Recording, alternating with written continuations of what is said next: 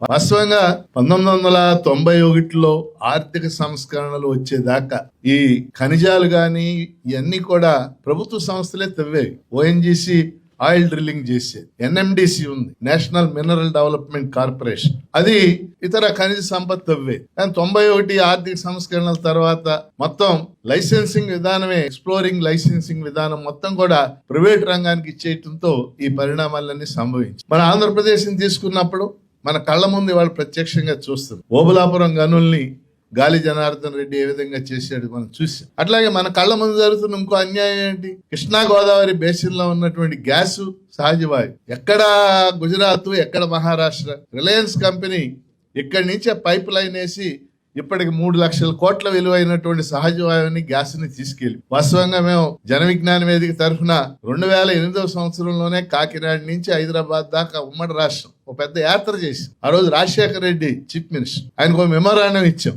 Sir ఇది అన్యాయం కదా, అన్యాయం అన్నాడు. మరి ఏం మాట్లాడరండి, మనదేముంది అంత పైన కదా ఉందని. పైన అంటే రిలయన్స్ కంపెనీ అంటే ఒక సహజవాయువు కావచ్చు, లేకపోతే ఇప్పుడు మంగంపేట వెరైటీస్ గనులు కావచ్చు, లేకపోతే ఓబులాపురం ఖనిజ సంపద కావచ్చు, ఈ రాష్ట్ర ప్రజల ఆస్తి. కానీ అన్యాయంగా ఈ కంపెనీలు ఏ విధంగా చేస్తున్నాయో మనం చూస్తా ఉన్నాం. ఒకటే రీజన్, ఆ పార్టీ ఉన్నా అదే చేసింది, ఈ పార్టీ ఉన్నా అదే చేస్తుంది. ఆశ్రిత పెట్టుబడిదారీ విధానం, వాళ్ళ క్రోనీ క్యాపిటలిజం.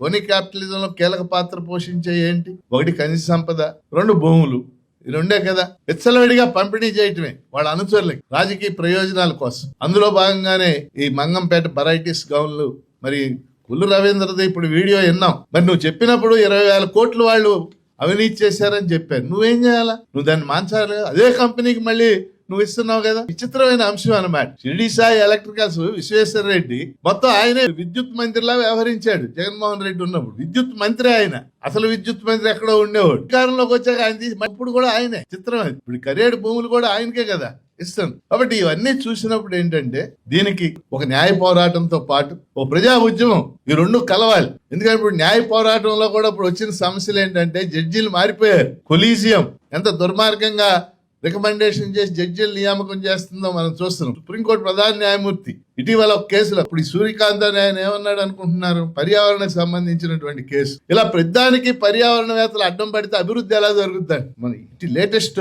కేసులు అడ్డం పడతారు, ప్రజల ప్రయోజనాల కోసం అడ్డం పడకుండా ఎలా ఉంటారు? అందుకని మనం వారు చెప్పినట్టు సుప్రీంకోర్టు ఇది చేస్తూనే ఒక ప్రజా ఉద్యమంగా మార్చాలి.